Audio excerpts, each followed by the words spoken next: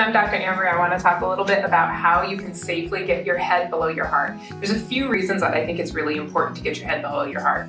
First is that your head is heavy, right?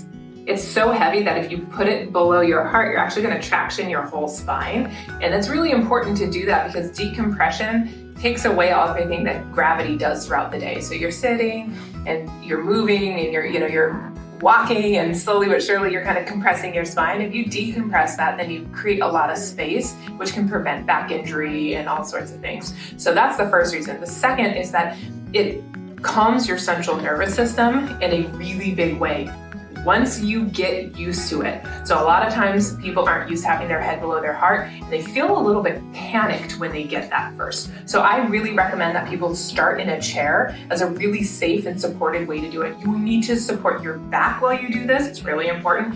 And you need to make sure that if you feel dizzy or anything like that, you're able to kind of get back upright in a safe way. So I tell people to start in a chair and start really towards the front of the chair and make sure that you feel pretty supported this way. Make sure that you can elongate your spine and make sure that you feel fairly comfortable like this first. So some chairs are taller or shorter, so make sure that you have one that you feel like you're pretty supported in.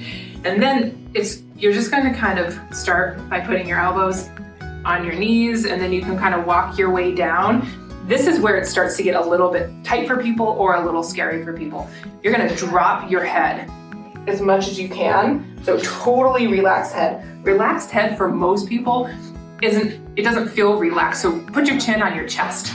That's how you're gonna actually relax your head. So put your chin on your chest first, and then you can kind of drop your hands down. And my chest is on my thighs, 100%. And you want that because that's going to actually support your back without having to engage your core. And now my head is below my heart. And then to walk yourself back up, you can walk your hands up, you can get here, take a breather, make sure that you're not feeling really lightheaded or anything like that. Then you can bring your head up, and then you can support yourself like this. I'd recommend people start with only about 10 seconds. Eventually, I would love for people to get their head below their heart for a minute at a time. Start really slow.